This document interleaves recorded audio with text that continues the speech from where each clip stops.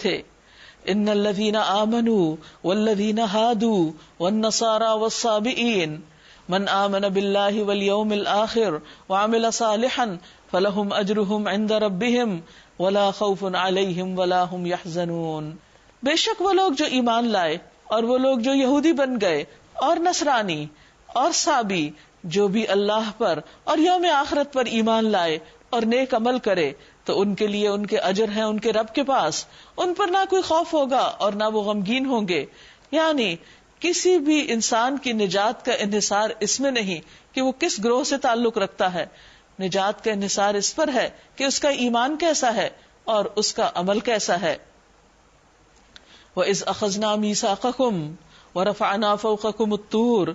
یاد کرو وہ وقت جب ہم نے طور کو تمہارے اوپر اٹھا کر تم سے پختہ عہد لیا تھا اور کہا تھا کہ جو کتاب ہم تمہیں دے رہے ہیں اسے مضبوطی کے ساتھ تھامنا اور جو احکام اور ہدایات اس میں درج ہیں انہیں یاد رکھنا. اسی ذریعے سے توقع کی جا سکتی ہے کہ تم تقوی کی روش پہ چل سکو، مگر اس کے بعد تم اپنے عہد سے پھر گئے. اس پر بھی اللہ کے فضل اور اس کی رحمت نے تمہارا ساتھ نہ چھوڑا، ورنہ تم کبھی کے تباہ ہو چکے ہوتے.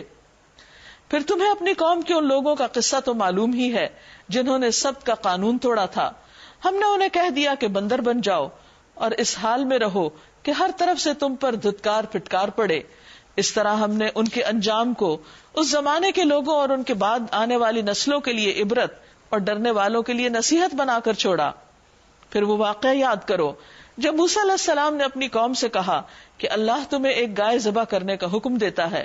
بنی اسرائیل چونکہ مصریوں کے ساتھ رہے تھے، فرعونیوں کے ساتھ، تو وہاں پر انہیں اس قوم کے کلچر اور ان کی روایات اور عادات اور مذہب اور ثقافت اس کا بہت زیادہ اثر انہوں نے لیا تھا.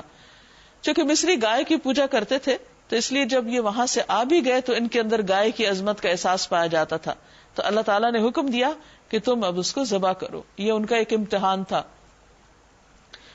کہنے لگے کیا تم ہم سے مذاق کرتے ہو؟ گائے ذبح کریں؟ موسیٰ علیہ السلام نے کہا میں اس سے خدا کی پناہ مانگتا ہوں کہ جاہلوں کی سی باتیں کروں، یعنی اپنی قوم کے ساتھ مذاق کروں. بولے اچھا اپنے رب سے درخواست کرو کہ وہ ہمیں اس گائے کی کچھ تفصیل بتا دے. کیونکہ اب ان کا ارادہ نہیں تھا اس لیے وہ بہانے بنانے لگے.